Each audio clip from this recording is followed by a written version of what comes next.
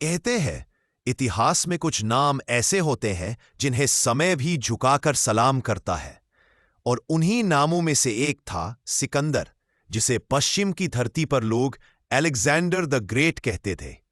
पर क्या सच में वह महान था, या महान था वो राजा जिसने उसकी आंखों में झांक कर कहा, सिकंदर तू मुझसे जीत सकता है लेकिन मेरे आत्मसम्मान को नहीं।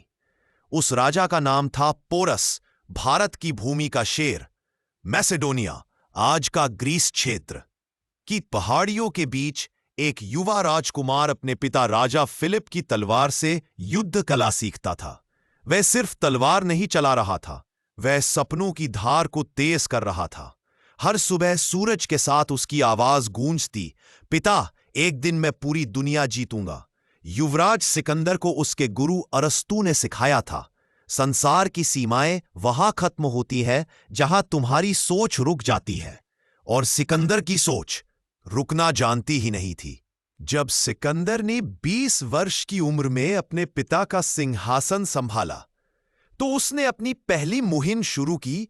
यूनान, मिस्र, फारस, एक एक करके सभी राज्य उसके आगे झुकते चले गए। हर युद्ध में जीत के बाद वह कहता, अब अगली सुबह एक नया देश मेरा इंतजार कर रहा है। धीरे धीरे उसकी नजरें भारतवर्ष पर पड़ी, एक ऐसी भूमि जिसे उस समय सोने की चिड़िया कहा जाता था। उसके सेनापतियों ने कहा, भारत बहुत दूर है, वहां पहुंचने से पहले नदियां, रेगिस्तान और पहाड़ रास्ता रोकेंगे। पर सिकंदर ने मुस्कुराते हुए कहा, रास्ते नहीं रुकते, बस थके हुए लोग रुकते हैं। 330 बीसी पूर्व में उसने अपने विशाल साम्राज्य की सेना लेकर फारस पार किया, और 3 सालों की यात्रा के बाद 326 ई पूर्व में वह भारत की सीमा तक पहुंच गया। उसके सामने थी झेलम नदी, और उसके उस पार था राजा पोरस का राज्य। सिकंदर ने अपने जनरलों से कहा, वहां एक राजा है जो हाथियों की सेना रखता है। एक सैनिक बोला, महाराज, कहते हैं कि उसके सैनिक कभी हार मानना नहीं जानते। सिकंदर ने मुस्कुराते कहा, तो मैं भी तो वही हूं। उधर भारत में पुरवंशी राजा पोरस अपने विशाल हाथी दले और वीर सेना के साथ अपने राज्य की रक्षा कर रहे थे। पोरस सिर्फ एक राजा नहीं थे, वो एक धर्मवीर योद्धा थे। उनकी नजर में युद्ध सिर्फ भूमि का नहीं, सम्मान का होता था। जब उन्हें पता चला कि सिकंदर नाम का कोई विदेशी राजा भारत की सीमा की ओर बढ़ रहा है, तो उन्होंने शांत स्वर में कहा, उसे बताओ, भारत कोई भूमि नहीं, ये आत्मा है, और आत्मा को कोई जीत नहीं सकता। एक ओर सिकंदर की विशाल सेना, हजारों घोड़े, तलवारें, तीरंदाज और युद्ध रणनीति। दूसरी ओर पोरस की धरती से जुड़ी सेना, जिसमें हर सैनिक अपनी मिट्टी के लिए मर मिटने को तैयार था। झेलम नदी के किनारे दोनों सेनाएं आमने सामने थी। रात का आसमान गरज रहा था, और हवा में थी एक अनकही चुनौती। युद्ध का बिगुल बज चुका था, लेकिन यह युद्ध सिर्फ 2 राजाओं के बीच नहीं था, यह था अहंकार और आत्मसम्मान का टकराव। रात का अंधेरा झेलम नदी पर उतर चुका था। बादलों की गड़गड़ाहट के बीच हवा में तलवारों की चमक थी। एक ओर था सिकंदर, जो पूरी दुनिया जीत चुका था, और दूसरी ओर था पोरस, जो अपने वतन के लिए मरने को तैयार था। सिकंदर को पता था कि झेलम नदी गहरी और तेज बहाव वाली है, सीधे पार करना असंभव था। इसलिए उसने चतुराई दिखाई। उसने अपनी सेना को 3 हिस्सों में बांटा। एक हिस्सा सामने तैनात रहा ताकि पोरस को लगे कि हमला यहीं से होगा, जबकि दूसरा हिस्सा चुपचाप रात के अंधेरे में ऊपर की ओर बढ़ गया। नरेशन के साथ सिनेमैटिक साउंड। बिजलियां चमक रही थीं, घोड़े नदी में उतर रहे थे, और सिकंदर की आंखें सिर्फ एक लक्ष्य पर थी, भारत की धरती। सुबह होते ही पोरस के सैनिक दौड़ते हुए महल पहुंचे। महाराज, सिकंदर नदी पार कर चुका है। पोरस ने शांत होकर कहा, तो अब हमारी भूमि का कर्ज चुकाने का समय आ गया है। वह अपने युद्ध कवच में सजे सोने की जंजीरों से नहीं, बल्कि कर्तव्य की डोरियों से। उनके साथ थे युद्ध हाथी, जिनकी गर्जना ने धरती हिला दी। हर हाथी पर एक योद्धा, हर योद्धा के दिल में मिट्टी की गंध हो सकती थी। दोनों सेनाएं आमने सामने थीं। सिकंदर की यूनानी सेना संगठित थी, पर पोरस की सेना में जुनून था। पहली भिड़ंत में भारतीय हाथियों ने यूनानी घोड़ों को रौंद डाला। यूनानी सैनिकों ने कभी इतने विशाल जीव नहीं देखे थे। उनके चेहरे पर डर था और सिकंदर पहली बार अविश्वास में था। सिकंदर चिल्लाकर, घोड़े पीछे हटाओ, धनुर्धारियों को आगे बढ़ाओ। सेनापति महाराज, ये हाथी इसी तूफान से कम नहीं। उधर पोरस गरजा, ये सिर्फ हाथी नहीं, भारत की आत्मा है। धूल, बारिश और खून सब मिल गए थे। सिकंदर की रणनीति तेज थी, लेकिन पोरस की हिम्मत उससे भी तेज। जब एक तीर ने पोरस के हाथ को घायल किया तो उन्होंने तलवार को दूसरे हाथ में उठा लिया।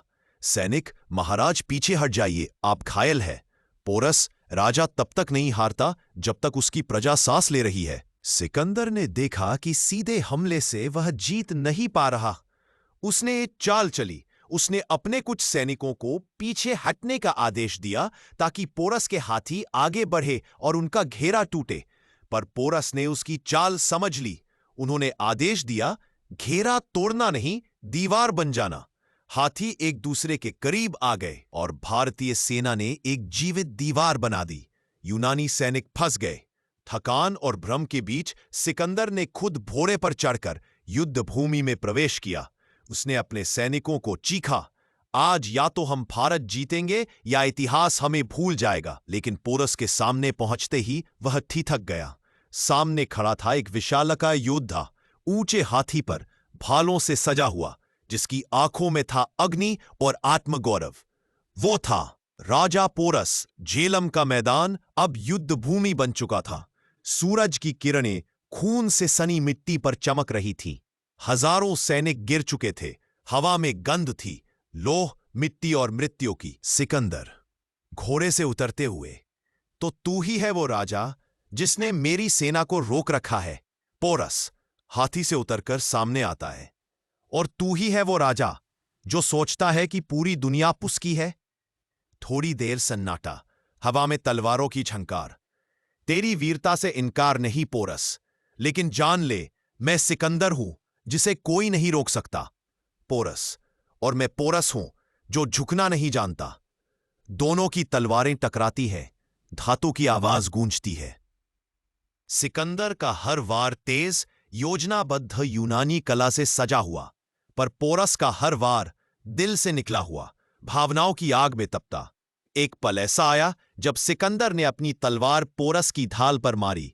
ढाल टूट गई, लेकिन पोरस ने उसी टूटे हिस्से से सिकंदर की कवच को चीर दिया। सिकंदर, तू घायल है, फिर भी पीछे नहीं हटता। पोरस, क्योंकि राजा कभी पीछे नहीं हटते सिकंदर, चाहे मौत सामने हो। पोरस का हाथ खून से लथपथ है, फिर भी वह तलवार थामे है। धीरे धीरे सिकंदर की सेना पोरस की सेना को चारों ओर से घेर लेती है। हाथी थक चुके हैं, बारिश हो रही है और धरती पर चीखें गूंज रही हैं। पोरस जख्मी हो चुके हैं, पर गिरते नहीं। सेनापति, महाराज अब रुक जाइए, हम हार गए हैं। पोरस धीरे से मुस्कुराते हुए, भारत कभी हारता नहीं बेटा, सिर्फ लहूलुहान होता है। सिकंदर आगे बढ़ता है और अपने सैनिकों से कहता है, रुको, ये आदमी सिर्फ राजा नहीं, योद्धा है। पोरस को कैद कर सिकंदर के शिविर में लाया गया। वह जख्मी था, पर आंखें अब भी तेज थीं। सिकंदर अपने सिंहासन पर बैठा था। उसने धीरे से पूछा, सिकंदर, बताओ पोरस, तुम्हारे साथ कैसा व्यवहार किया जाए? पोरस ने सिर उठाया, आवाज गूंज उठी, पोरस, जैसा एक राजा दूसरे राजा के साथ करता है। सिकंदर कुछ पल चुप रहा। उसकी आंखों में आश्चर्य और सम्मान दोनों थे। फिर धीरे से बोला, सिकंदर, आज मैंने सीखा, दुनिया जीतने के लिए तलवार नहीं, दिल का साहस चाहिए। और वहीं उसने आदेश दिया, पोरस को आजाद किया जाए और उनका राज्य उन्हें वापस दिया जाए। युद्ध भले ही सिकंदर की सेना ने जीता, पर सम्मान की लड़ाई पोरस जीत चुका था।